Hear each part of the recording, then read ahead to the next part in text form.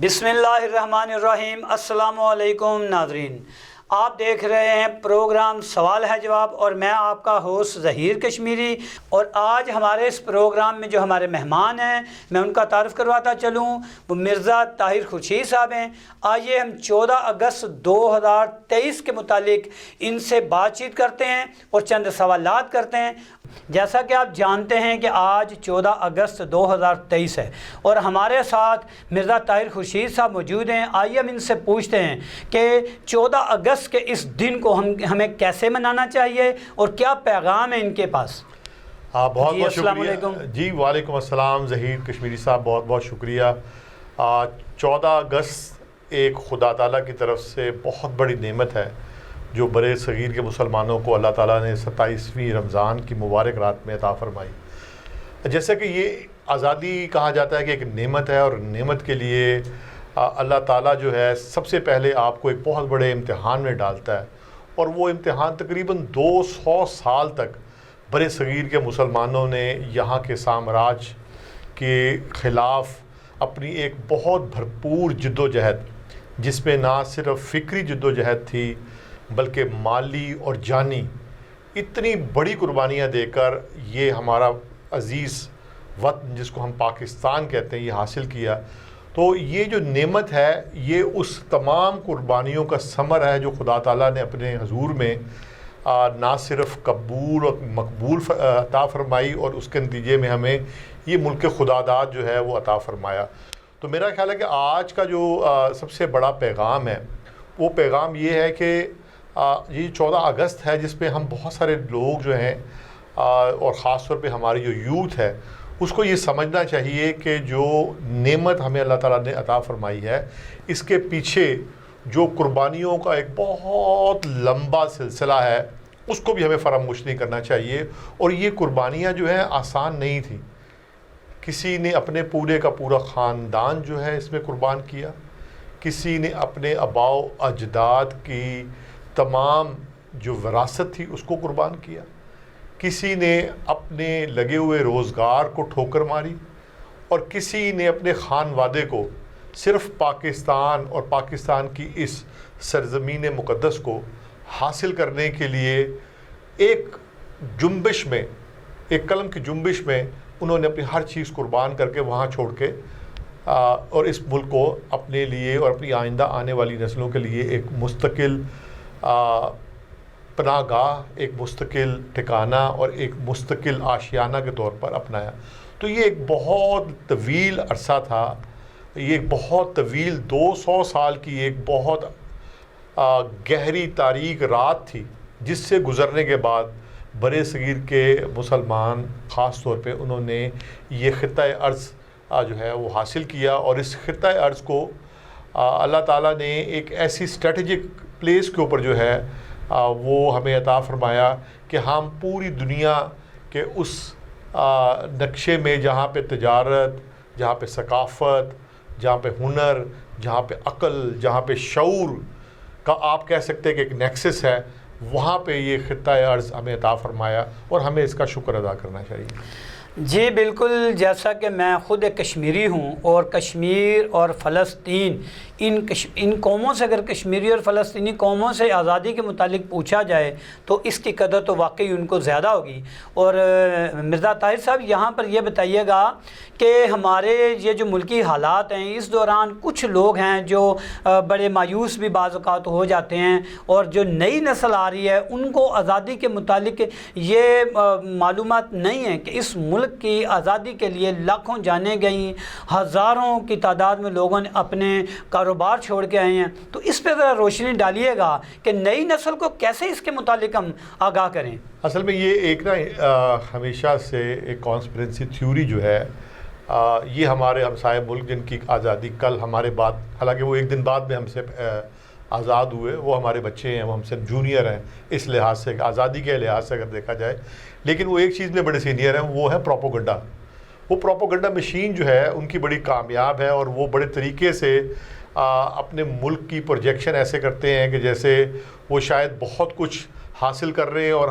हम उनका हमसाया मुल्क जो है वो शायद उनके तरक्की के हवाले से बहुत पीछे रह गया। लेकिन मैंने कल ही अपने ट्वीट में भी ये लिखा था कि अगर हम उनके पर कैपिटल इनकम यानी वो पूरे साल में उनका हर एक आदमी क्या कमाता है, या उसको हम ड्रिल डाउन करके कहेंगे पर डे उनकी इनकम क्या है, तो 350 रुपये बनती, 400 रुपया, जो कि हमारे यहाँ मजदूर की दिहाड़ी जो है वो 2000 रुपया। तो 86% ऑफ द इंडियन जो है ना वो सिर्फ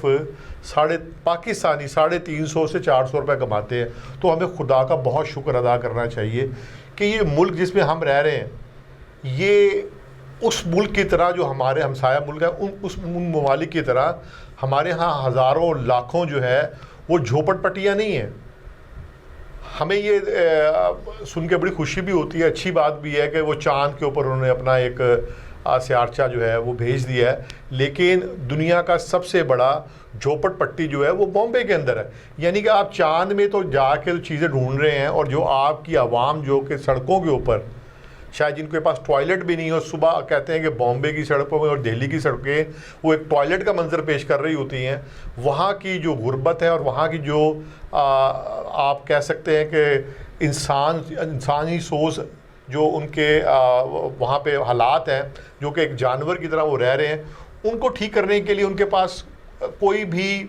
ना प्लानिंग है और ना ही उनकी सोच है। हाँ, वो अपने आप को जैसे फिल्मों में बहुत अच्छे तरीके से बयान करने का एक मलका हासिल करते हैं, और उसी चीज़ को देखने के बाद हमारी जो ये नस्ल है, ख़ास तौर पे हमारे नौजवान जो हैं, वो शायद काफ़ी सारी मायूसी का शिकार है। लेकिन आपसे गुजारिश है कि आप ज़रूर फैक्ट्स को देखें, आप ज़रूर जाएं, वर्ल्ड बैंक की साइट के ऊपर जाएं या किसी भी डोनर एजेंसी की साइट के ऊपर जाएं और बहुत सारे स्टैटिस्टिकल डाटा को देखें, तो आप शायद खुदा का लाख लाख शुक्र अदा करेंगे कि जिस मुल्क में हम सांस ले रहे हैं वो हमारे हमसाया मुल्क की कंडीशन और हमारी कंडीशन उससे बहुत बेहतर है। हाँ, हमारे यहाँ बाज़ दफ़ा बाज़ चीज़ों पे कदगन लग जाती है, लेकिन ये एक टेम्परेरी फेजेस होते हैं और कौमों की ज़िंदगी में ये फेजेस आते हैं और चले जाते हैं। आज अगर हम अपने हमसाया मुल्क को देखते हैं तो शायद वहाँ पे बेशुमार लोगों को बोलने की आज़ादी नहीं है। शायद वहाँ की जो लार्जेस्ट ऑपोजिशन है, जिसको इंडियन कांग्रेस कहा जाता है, शायद उनको ना बोलने की आज़ादी है, ना बात करने की आज़ादी। हमें लगता है कि वो आज़ाद है, वो भी आज़ाद नहीं है। तो हाँ, थोड़ी देर के लिए जब भी कोई पावर में कोई भी रूलर आता है तो वो शायद बहुत सारी चीज़ों को अपनी फेवर में लाने की कोशिश कर रहा होता है, तो इससे मायूस नहीं होते। यही टेस्ट एंड ट्रायल्स होते हैं कौमों की ज़िंदगी में, और जब वो इससे निकलते हैं तो बहुत अच्छे तरीके से परफॉर्म करते हैं। अच्छा सर, वैसे तो पाकिस्तान अल्लाह ताला के फजल व करम से बेशुमार नेमतों से माला माल है, तो आप हमारी कौम को, नई जनरेशन को आप ये कुछ ऐसी खूबियाँ बताएंगे कि आने वाले वक्त में कुछ खुशखबरियाँ बताएंगे कि जो जिनसे पाकिस्तान के हालात और पाकिस्तानी कौम के हालात भी बदल सकते हैं, और हुकूमत की जो चंद पॉलिसियाँ ऐसी हैं जिनसे पाकिस्तान के ऊपर बड़े अच्छे असरात पड़ने वाले, बताएंगे ज़रा। ये सबसे पहली बात यह है कि ये जो शायद आने वाले 5 से 10 साल हैं, ये हमारे यहाँ जो अब बड़े बहुत मशहूर मंत्रा एंटरप्रेन्योरशिप, यानी कि अपने कारोबार करने के मौके, ये आज से पहले पाकिस्तान में कोई भी पॉलिसी नहीं थी। मेरा ख्याल है पिछले रजीम ने और इस रजीम के दौरान में ये एक पॉलिसी जो है पेपर शायद वो बना, और जिसकी प्रैक्टिकल इम्प्लीमेंटेशन जो अगर हम आप देखते हैं कि SIFC की शक्ल में, यानी कि स्पेशल इनिशिएटिव फैसिलिटी काउंसिल की शक्ल में हमारे सामने आई। ये एक ऐसी काउंसिल है जो कि हमारे तमाम वो नौजवान जो बहुत सारे आइडियाज़ के साथ, बहुत सारी एनर्जीज़ के साथ और बहुत सारे बिज़नेस एक्यूमेंट के साथ जो है कुछ ना कुछ ज़िंदगी में करना चाहते हैं, उनके लिए ये बहुत सारी फैसिलिटेशन जो है वो इंशाअल्लाह ताला जो ये करंट गवर्नमेंट है और आइंदा आने वाली गवर्नमेंट जो है वो उसको कंटिन्यू करेगी। वो अब ये जो प्रोसेस बना है ये हमारे गवर्नमेंट के लेवल के ऊपर, जिसे हम रेगुलेटरी बॉडी कहते हैं, SECP यानी security exchange commission of Pakistan की रेगुलेटरी बॉडी के जो फ्रेमवर्क्स हैं वो इस तरीके से डेवलप किए गए हैं कि अब हमारे मुल्क को एक इनेबलिंग इन्वायरमेंट दी गई है फॉर ऑल दोज पीपल जो बाहर से फॉरेन डायरेक्ट इन्वेस्टमेंट जो है पाकिस्तान में ला सकते हैं। यहाँ तमाम तरह के कारोबार, वो सिर्फ ज़राअत, हमें अभी देखा बड़ा पॉपुलर चल रहा है कि हम कॉर्पोरेट लेवल के ऊपर ज़राअत को उसके ऊपर काफ़ी काम करना चाह रहे हैं। ज़राअत से मुराद सिर्फ फसल उगाना नहीं होता, उसके अंदर आपकी जो सीड प्रोसेसिंग है उसके ऊपर, सीड के ऊपर जो है आप नई वैरायटीज़ को क्रिएट करना चाह रहे हैं, उसके ऊपर काम होता है। पेस्टिसाइड है और उस पेस्टिसाइड की फार्मूलेशन ही नहीं है उसकी, हो सकता है कि यहाँ पे प्रोडक्शन भी शुरू हो जाए। इसी तरीके से ज़रई आलात और उससे मुतल्लिका तमाम मशीनरी और उससे मुतल्लिका तमाम शोबाजात जिसमें आपकी स्टोरेज कैपेसिटी है, आपकी सीड प्रोसेसिंग कैपेसिटी है, आपकी फूड के अंदर वैल्यू एडिशन है, वो सारे के सारे प्रोसेसेस आए। इसी तरीके से जो सबसे बड़ा इस फोकस है वो आईटी और आईटी से रिलेटेड जितनी भी खिदमात हैं जो पाकिस्तानी नौजवान ख़ासतौर जिसमें एक्सेल कर सकते हैं, उसके लिए बेशुमार फैसिलिटेशन। अभी आप थोड़े अरसे के बाद आप देखेंगे कि यहाँ बेशुमार स्टार्टअप्स के लिए जो है वो अच्छी फंडिंग जो है ख़ासतौर पे हमारे गल्फ़ कंट्रीज़ जो हैं जिसमें सऊदी अरेबिया, कुवैत, बहरीन और यूएई, ये बेशुमार फंडिंग देना चाह रहे हैं। पिछले दिनों ही सऊदीया ने हमारे जो एक नया इनिशिएटिव है जिसको हम डस्ट टू डेवलपमेंट इनिशिएटिव कहते हैं, जो कि हमारे मादियाँ से रिलेटेड है, उसमें $7 बिलियन का प्रॉमिस किया। तो अभी आप देखेंगे कि ट्रांसपोर्टेशन, उसके बाद एनर्जी सेक्टर, उसके बाद कम्युनिकेशन सेक्टर, तमाम तरह की इंडस्ट्री, और उसके साथ साथ आप देखेंगे इवन आप एंटरटेनमेंट वाली साइड पे थीम पार्क्स बन रहे होंगे, आपकी जो रियल स्टेट है इसके अंदर बेशुमार प्रोजेक्ट्स आ रहे होंगे। तो this is a whole new world for Pakistan, जहाँ के पाकिस्तान जो है और पाकिस्तान की जो यूथ है वो अपने पूरे पोटेंशियल के ऊपर जो है इंशाअल्लाह ताला जो है वो बहुत जल्द जो है अपने आप को एक राइट मिक्स में पाएगी और अपनी तमाम पोटेंशियल को और अपने तमाम पॉजिटिविटी को लेके वो दुनिया के अंदर मुझे बड़ी उम्मीद है कि वो इमर्ज करेगी as a very powerful nation and a very dynamic entrepreneurial mindset के साथ वो चैलेंज करेगी पूरी दुनिया के बाकी तमाम इकोनॉमीज़ को। अच्छा सर, ये भी बताते चलिएगा कि गवादर और सी पैक पे पूरी कौम की नज़रें हैं, और चूंकि सुनते आ रहे हैं कि आज सी पैक गवादर के ये प्रोजेक्ट जो चलेंगे तो पाकिस्तान के और पाकिस्तानी कौम के हालात तब्दील हो जाएंगे। इस पे ज़रा सा हमारी कौम को बताइएगा कि गवादर और सी पैक और जो नया एयरपोर्ट वहाँ पे बन रहा है इसकी क्या सूरत हाल है, और आने वाले वक्त में उसके हमारी कौम को क्या मुस्बत असरात उस पर पड़ेंगे। अच्छा, इससे पहले कि हम ग्वादर के ऊपर बात करें, मैं एक छोटी सी आपको एक स्टोरी सुनाता हूँ। दुनिया के एक मुल्क है माली,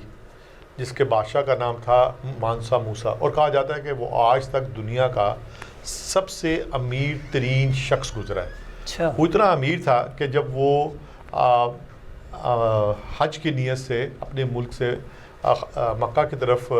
सफ़र कर रहा था, तो रास्ते में उसके पास बेशुमार सवारियां थीं, ऊँट थे, घोड़े थे, उसके ग़ुलाम थे, और उनके ऊपर उनके हाथों में और जो सवारी हैं उनके ऊपर सोने की अशरफियाँ लदी हुई थी, और वो सारे रास्ते लोगों को जो भी गरीब नज़र आते उन गुरबा को बस्तियों में सोना तकसीम करते रहते। और ये बात ऐसी नहीं है कि मैं कोई किस्सा कहानी सुना, ये रिकॉर्डेड हिस्ट्री का हिस्सा है। अब माली जो है वो अफ्रीका का एक ऐसा मुल्क है जिसको हम कहते हैं कि that was a gateway to the rest of the Africa for the trade. तो ट्रेड के लिए वो एक आप समझें कि ओपनिंग डोर था। ये बिल्कुल सेम ऐसे ही पाकिस्तान जो है एक ऐसे बॉटल नेक के ऊपर है जहाँ पे हम चाइना के लिए और हमारे जो सेंट्रल एशियन स्टेट्स हैं इनके लिए हम एक बेहतरीन ट्रेड रूट के ऊपर बैठे हुए हैं। तो इसका मतलब है कि ये राहदारी का एक बहुत खूबसूरत जो अल्लाह ताला ने हमें स्ट्रेटेजिकली पोजीशन किया इस मुल्क को। अब यहाँ से तमाम चीज़ें गुजर के जाएंगी एक मुल्क से दूसरे मुल्क, तो इसका मतलब है कि उसका जो ट्रेड बेनिफिट्स हैं दो तरीके से, ना सिर्फ राहदारी के सिलसिले में बल्कि वो जो बिज़नेस अपॉर्चुनिटीज़ तमाम ममालिक में पॉप अप हो रही हैं, वो यहाँ के रहने वाले नौजवान और यहाँ के रहने वाले बिजनेसमैन जो हैं उनके लिए भी इक्वली अवेलेबल होंगी। इससे मुराद ये है कि हमारे पास हिस्ट्री में एक वो बहुत बड़ा टाइम आ गया जहाँ हम अपने आप को दुनिया की डेवलप्ड नेशन में ला सकते हैं थ्रू आवर बिजनेस प्रोसेसेस, और हम इन फैसिलिटेशन को जो कि बहुत जल्दी रियलाइज़ होने वाली, हम में से बहुत सारे लोग चूँकि ट्रेवल नहीं करते, वो हमारे अप साइड जो है, अगर हम चाइना वाले बॉर्डर की तरफ जाके देखें तो वहाँ पे जो डेवलपमेंट हो रही है उनको नहीं देख रहे। जो हमारे डाउन स्ट्रीम है, यानी कि हम गवादर या वहाँ पे जो मामला जो है पाकिस्तान और चाइना के इस कॉरिडोर के जो बन चुके हैं, या जो कारक्स है जिसे हम सेंट्रल जो है सेंट्रल आपका स्टेट्स के साथ हमारा एक पूरा एग्रीमेंट है जिसके अंदर हम रीजनल कॉरिडोर बना रहे हैं, उसकी डेवलपमेंट नहीं दे रहे। ये ऑलमोस्ट ये प्रोजेक्ट्स जो हैं it's a verge of completion. जैसे ये कंप्लीट हो जाते हैं विद इन 1 और 2 ईयर, तो आप यहाँ पे देखेंगे कि एक अलग सा पाकिस्तान होगा, एक अलग सा इंटरनेशनली रिकग्नाइज ट्रेड हब जो है वो पाकिस्तान बनने वाला है। और यही वो वजह है कि हमारे जो गल्फ़ के दोस्त हैं ममालिक, ये बहुत तेज़ी से पाकिस्तान बिलियंस ऑफ डॉलर की जो है इन्वेस्टमेंट जो है प्रोजेक्ट्स में करना चाहते हैं, क्योंकि उनको पता है कि इन प्रोजेक्ट्स के जैसे ये रियलाइज़ होंगे तो यहाँ बेशुमार जो एक ट्रेड अपॉर्चुनिटीज़ जो है वो ओपन अप हो जाएंगी। अच्छा सर, एक मैं जो सवाल करने जा रहा हूँ वो ये है कि हमारी पाकिस्तानी कौम, ख्वाह वो एक मज़दूर से लेके मिल ऑनर तक, तमाम इस महंगाई और IMF के कर्ज़े से बहुत परेशान है। इसके मुतालिक ज़रा बताइएगा कि आने वाले वक्त में हम इनसे छुटकारा पा सकेंगे और कैसे पा सकेंगे। कुछ ऐसे पाकिस्तान के हालात हैं ताकि हमारे जो देखने वाले नाजरीन हैं और हमारी पाकिस्तानी कौम को ये हौसला हो सके कि हम कैसे इनमें से निकल सकते हैं। अच्छा, सबसे इम्पॉर्टेंट बात ये है कि अगर हमें IMF के कर्ज़े से अपनी जान को छुड़वाना है या बाकी जो हमारे इकोनॉमिक जो कंडीशन है इससे बाहर आना, तो उसकी सबसे इम्पॉर्टेंट चीज़ है कि हम टैक्स नेट के अंदर आएँ। देखिए, जो लोग भी इनकम पाकिस्तान में कमा रहे हैं उनमें से मेजॉरिटी जो है वो टैक्स पेयर नहीं है। जब आप टैक्स पे नहीं करते तो गवर्नमेंट जो है वो अपने प्रोसेसेस को चलाने के लिए किसी न किसी एक बॉडी के पास, जैसे IMF है या वर्ल्ड बैंक है या बाकी जो इंस्टीट्यूशन है उनके पास जाती है और अपना झोली फैलाती है कि हमें कुछ दे दिया जाए ताकि अपने मामलात को मैनेज कर लें। अब ये जो नया मैंने भी आपको बताया SIFC जो है, इसके तहत जितने भी कारोबार किए जाएंगे सारे डॉक्यूमेंटेड होंगे, और जैसे ही आपकी इकॉनमी जो है वो डॉक्यूमेंट में आना शुरू होगी तो आप ये खौफ में मुब्तला ना हो कि टैक्स देने से शायद हमारी प्रॉफिटेबिलिटी कम हो जाएगी या टैक्स देने से हम पता नहीं किस अजाब में फंस जाएंगे। नहीं, जितने हम टैक्स देना शुरू करेंगे हमारी जो पर कैपिटल इनकम है वो डॉक्यूमेंट होगी, लोगों की नज़र में वो हमारी वैल्यू को इंक्रीज़ करती है। जैसे किसी मल्टीनेशनल कंपनी ने इस मुल्क में अपनी इन्वेस्टमेंट को जैसे ही फिगर आउट करने के मुझे क्या इस मुल्क के अंदर अपनी इन्वेस्टमेंट करनी चाहिए, अगर मेरी पर कैपिटल इनकम जो आज के हिसाब से कोई $1500-1600 है, यही बढ़ के अगर $5000 हो जाती है तो वो फौरी तौर पे यहाँ पे अपनी इन्वेस्टमेंट जो है वो पोर इन करना शुरू कर देगी। तो डॉक्यूमेंटेशन जो है ना अल्टीमेटली इस मुल्क को बेनिफिट करेगी as far as a business is concern, और उसके साथ साथ इस पूरे मुल्क को बाकी दुनिया के लिए एक ऐसा मुल्क बना देगी जिसकी वजह से लोग यहाँ आके अपनी इन्वेस्टमेंट और अपने कारोबार को बढ़ाना चाहेंगे। तो मेरा अपना ज़ाती ख्याल है कि अगर हमें IMF के कर्ज़े या हमें वर्ल्ड बैंक और एशियन डेवलपमेंट बैंक और इनसे जान छुड़ानी है तो उसके लिए सबसे इम्पॉर्टेंट फैक्टर ये है कि हम जो खुद कमाते हैं वो उसका जो प्रॉपर शेयर है जो रियासत को जाना चाहिए वो हमें देना शुरू करना चाहिए, और हमें इनकरेज करना चाहिए कि हम अपनी इकॉनमी को ज़्यादा से ज़्यादा जो है वो डॉक्यूमेंट कर लें। अच्छा सर, टैक्स के मुतालिक आपने बहुत वाज़ेह और बड़ी क्लियर बात की है। अब मैं यहाँ पे ये आपसे पूछना चाहूँगा कि टैक्स तो गरीब आदमी से लेकर ऊपर तक जो हम देख रहे हैं कि मोबाइल के जो वो कार्ड लेते हैं और बिजली के बिल देते हैं, वो आवाम तो टैक्स दे रही है। आप क्या समझते हैं कि कौन सी जगह पे कौन सा तबका है जहाँ से टैक्स ईमानदारी से नहीं दिया जा रहा, जिसकी वजह से हमें हमारे पाकिस्तान को टैक्स नहीं मुहैया हो रहा? एक्चुअली अगर हम दो तरह के हमारे यहाँ एक कुछ डायरेक्ट टैक्सेस हैं, कुछ इनडायरेक्ट टैक्सेस हैं। जो जिसकी बात आप कर रहे हैं वो तो पूरी कौम दे रही है, लेकिन जहाँ से टैक्स आना चाहिए, जैसे हमारा रिटेल का बिज़नेस है, 2 मिलियन रिटेल शॉप्स हैं पाकिस्तान में रजिस्टर्ड, और अनरजिस्टर्ड इससे भी ज़्यादा होंगी। अच्छा। तो आप ये देखें कि वो अगर आपने उनके ऊपर 500 रुपया पर मंथ भी टैक्स लगाने की कोशिश करें तो वो रजिस्ट करना शुरू कर देते हैं। अच्छा, उनको ये समझ नहीं आ रही कि ये टैक्स नहीं देंगे तो आहिस्ता आहिस्ता इकॉनमी डिप्लीट होती चली जाएगी, जैसे आज हुआ। अगर आप देखें पिछले 1 साल में अगर हम बाइंग पावर की बात करते हैं तो पाकिस्तानियों की बाइंग पावर जो है वो 30% कम हो गई है। जितनी हमारी इन्फ्लेशन होगी उतनी ही हमारी बाइंग पावर कम हो जाएगी, और उनकी दुकानदारी भी उतनी कम होती चली जा रही। अगर यही लोग प्रॉपरली टैक्स देना शुरू करें, हमारे प्रॉपर्टी में जो लोग काम कर रहे हैं वो टैक्स देना शुरू करें, हमारे इंडस्ट्री वाले जो है टैक्स देना शुरू करें, ये तमाम लोग जब टैक्स देना शुरू करेंगे तो ये पैसा कहाँ आएगा? ये घूम के फिर दोबारा इसी इकॉनमी में आएगा। और जब किसी भी इकॉनमी में 1 रुपया आता है तो इकोनॉमिक्स का जो एक साइकिल है उसके मुताबिक ये 5 दफ़ा 1 साल में रोल इन हो जाता है। यानी कि आज अगर हम 1 खरब रुपए का टैक्स इकट्ठा कर लेते हैं इजाफी, तो इससे मुराद ये हुई कि 5 खरब रुपए की रोलिंग शुरू हो जाएगी। तो जैसे ही लोगों के पास ज़्यादा पैसा आएगा वो ज़्यादा लोग जो है दोबारा कहाँ इन्वेस्ट करेंगे? वो जो बेसिक नेसेसिटीज़ है उनमें खर्च करेंगे। वो कुछ लोग जो है अपनी लाइफस्टाइल की बेहतरी के लिए कुछ चीज़ें में खर्च करेंगे, और कुछ लोग लग्जरीज के लिए भी खर्च करेंगे। अल्टीमेटली हमारी जो निजात है वो इस बात के ऊपर है कि ईमानदारी के साथ हम